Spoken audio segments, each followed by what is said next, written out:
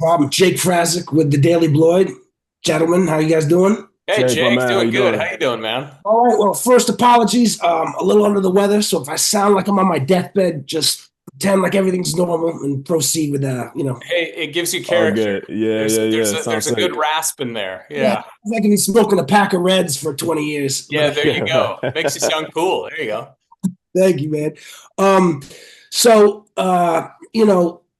there's this. It feels like guilt and shame kind of hovers over pretty much everybody coming into this season.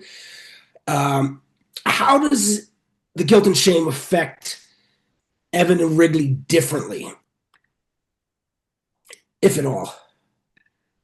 I think for Evan, it forces him to kind of look at things a little differently, and eventually, it forces him to kind of, without giving away too much, kind of pretend at least to care a little less, which is maybe for the best.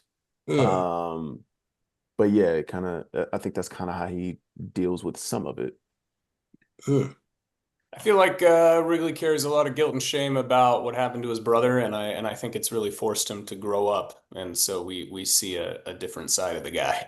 Yeah, I was actually going to ask you how that's shaping him moving forward, with being isolated from the family and football being void and such. So yeah, is this any of those things stuff that Megan outlined with you guys prior to the season? I think she definitely talked about it with us and kind of walked us through, and we had obviously our meetings with her to kind of figure out everything, and yeah, it was cool though. It was she kind of, at least for me, told me the direction, and I was like, this is great, it's fun.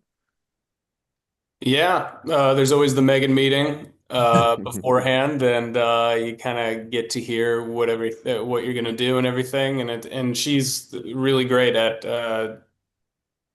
um, getting you to understand it and kind of having you connect with it and stuff. So it's yeah, we kind of knew what was the question? Am I answering the question? You're on point, man. Yeah, doing All great. right, cool. All right, we'll leave it at that. Is she more hands on with the character development the previous two seasons, and maybe kind of letting you guys work it out a little more? Is there she's still pretty detailed with it?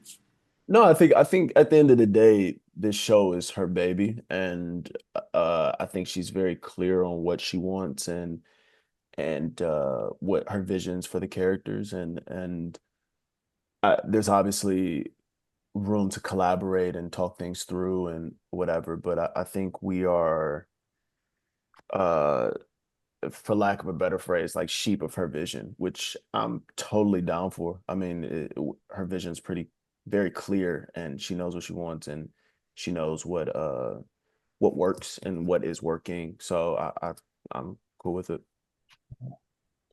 Yeah, it's always there's a slight collaboration to it, which is really great because you don't always get that, but it's slight for the most part. She knows what she's doing, and this is her show, and I pretty much you hear what you have to do, and you go, oh yeah, yeah, that checks out, and you do it.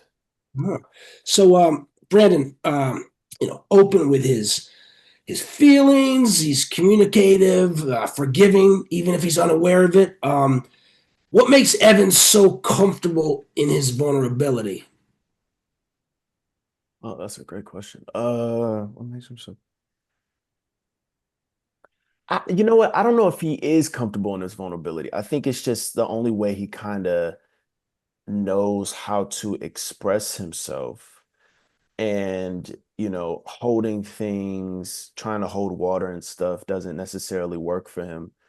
uh and and yeah, I think it's just how he's learned to process and go through life, which is kind of having his heart on his sleeve to some extent, even when it's F everybody, or if it's I'm kind of doing me now, or doing the way I want to do it now. It's very much just heart on his sleeve, Yeah. you know. Spencer, this season, like we just mentioned, Wrigley's really bogged down, and I would assume it's a depressive state in lieu of everything, isolated state too. And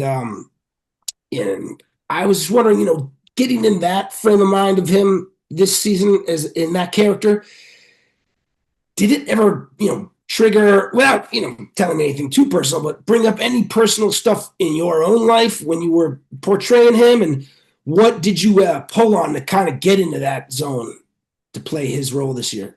Um, well, I think this I probably had the best time on season three because season one and two are kind of you start at the top and you spiral a little bit and then you hit the bottom at the bottom of season two. And season three is actually, even though he's dealing with a lot of stuff, I would say it's kind of the redemption arc. Uh, Oh, so so I felt I don't know it's funny because I say season three was probably the happiest I've been shooting the show, and I bet it had some sort of thing on me. But for the most part, I like to think that I can leave things at work and come home and not think about it. But I think sometimes you get home and you're like, oh my God, it's like it can suck sometimes, but I love it. And yeah, but anyway, to answer your question, I think season three is actually probably the easiest on me. Uh, interesting. yeah. Uh, what scares or unsettles Evan about Steven?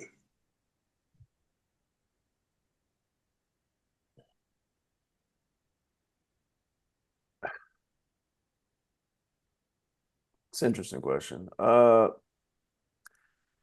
He's got an unsettling demeanor. And Yeah, sure. Yeah.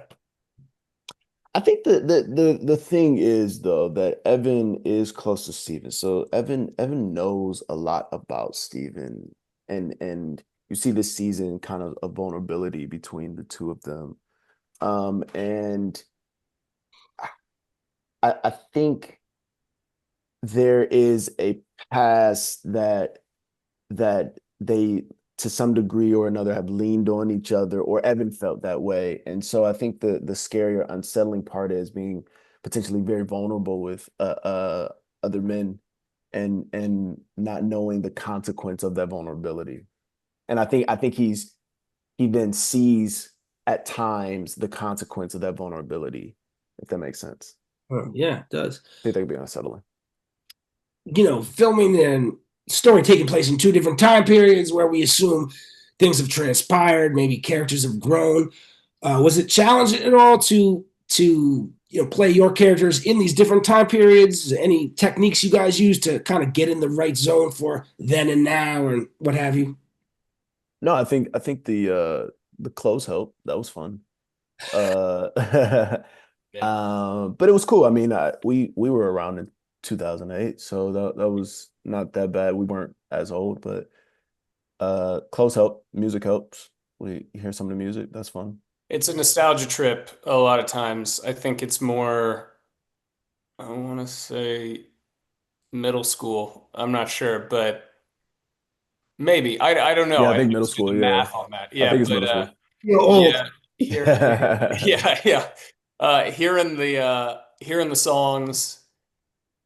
And especially those phones too, like Yeah, we always have our prop phones in our pocket, and it's always fun to take them out and just kind of play with them and be like, oh yeah, I remember when like we all look for Snake, like on the games on the phone and everything, and the music and the clothes. And I didn't even realize clothes had changed that much because that's not something I really focus on or I really notice. But when other guys show up, like when Branden or Jackson or any of the gals show up to work, you look at them and you go, "Oh my God, yeah!" Like I remember, yeah, and it takes you back to people that you knew in that time period. So it really. eighth I don't know. I was grade and shocked stuff by like how that. different that time period actually is because it doesn't Yeah, feel that long ago. Yeah. Well, thank you guys very much. I appreciate the time, and congrats on season 3, and have a great day. thanks, Hey, Jake. thanks, Jake. I hope you feel Appreciate better, you. man.